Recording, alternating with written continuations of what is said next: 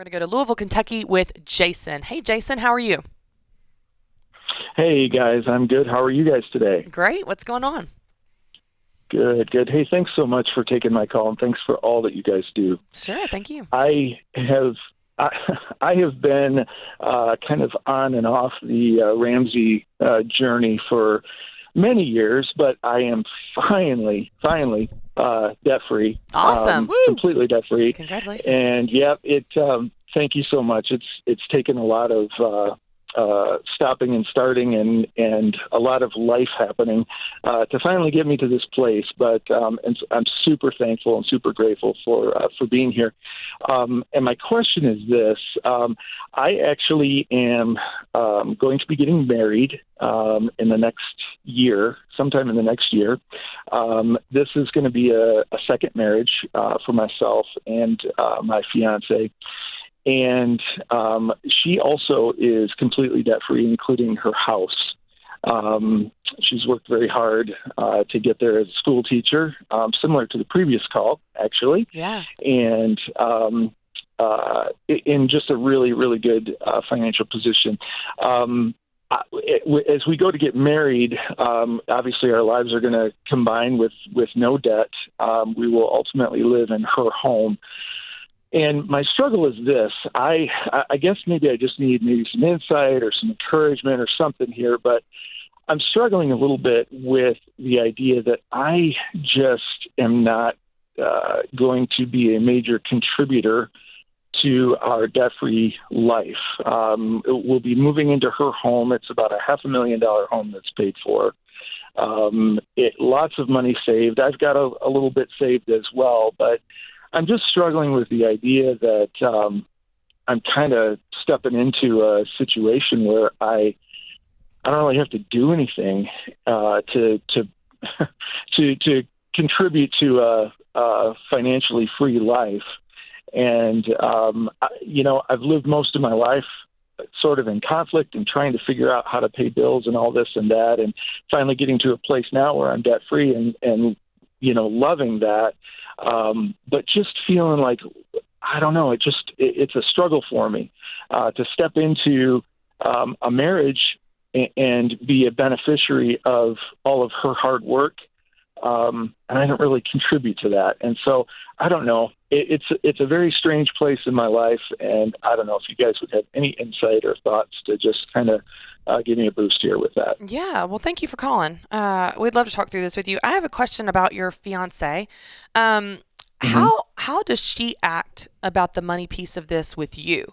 Is this something that she is like, it's our money, this is our life, or is this something that in any way she holds it over your head, or is there anything that you feel No, bad not at all. because of her, because of the way that she treats it?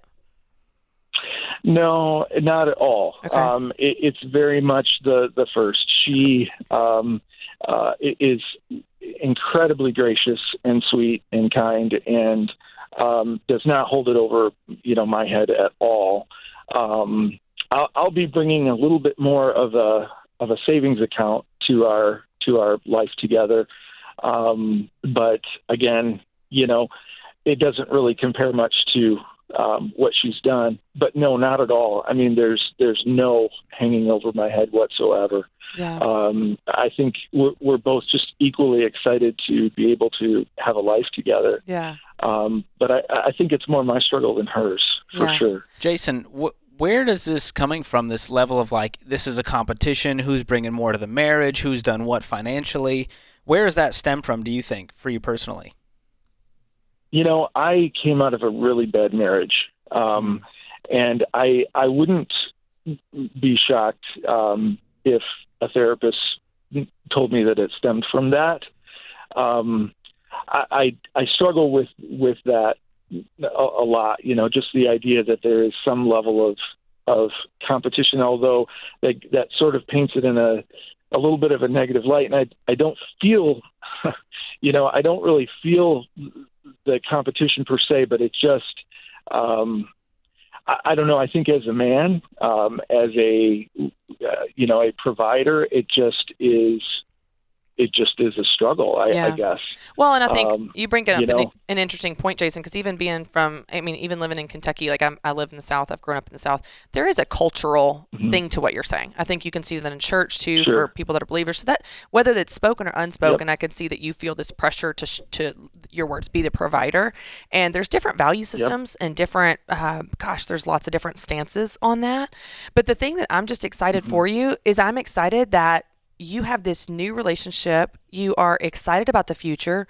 Your fiance is excited about the future, and you guys are debt free and set up really well. When you walk down the aisle, it's going to be we. What are we going to do? Yeah. And it becomes y'all's home together. And everything is about the future. The past is in the past. And I know it's easy to say that. It may be something you do want to dig into in counseling, that type of thing. We all have baggage we bring to anything that we do, whether it's a second marriage or you get married later in life or childhood or whatever. But I'm just, I will just tell you from an outsider's perspective, I think that all of the things that can be right are right. Your spouse is supportive. You're coming into a great situation. You're bringing a lot to the situation, and I don't want you to underestimate that financially, but also just from who you are as a person. We are a lot more than our bank accounts, and you will bring a lot to the marriage that is more than your bank account. And so I just want to encourage you. I think that you have so much to look forward to, and I think that if anything, that guilt or shame or whatever is something that can be worked through, and it's worth it to work through it, because I don't think you need to live under that cloud. I think that you're in a great situation, and certainly there's nothing even to work through on the side of your fiance where it's some unhealthy dynamic of her holding it over you. I think this is probably, like you said, either from wounds or the cultural pressure to be some idea of what a man is or what a husband is. And I think that you and your fiance get to define what your family is, and you get to define what your future is. And I'm excited for you, Jason. I think that you're doing great, and maybe it's worth leaning into with, like I said, with some counseling to dig into that, even with your fiance, and say, hey, what do we believe about money, and how do we feel about this, and so on. But I think you're doing better than you think you are. Yeah. And Christy, this all points to one thing, that your worth is not your net worth. And I think as men, it's easy to tie your performance and your income to how am I doing as a husband, as a father, as a friend. And when you take all that away and you strip it away and go, no, what does it mean to be a great husband? What does it mean to be on a team with my wife as we step into this amazing new chapter? And guess what? The money part is really not a huge part of the equation because of the financial position that you guys have put yourselves in. Remember, you did a lot of hard work. You shared your debt-free story with us and what it took to get there. So don't step into this thing thinking, I'm not bringing anything to the table. You're bringing work ethic, you're bringing character, you're bringing so much more than just a number. Yeah. Yeah, and you also, like you said, you also do have the finances. You have the savings account. You have both. And so I think we just want to encourage you that, yes, you're doing better than you think you are. And it's a great question to ask. I'm glad you called. But it's something I think you should lean into. I think you and your fiance can walk through this together, talk through it together, and it will bring you even closer. And by the way, y'all are in a great position financially. Y'all are doing great. This is The Ramsey Show.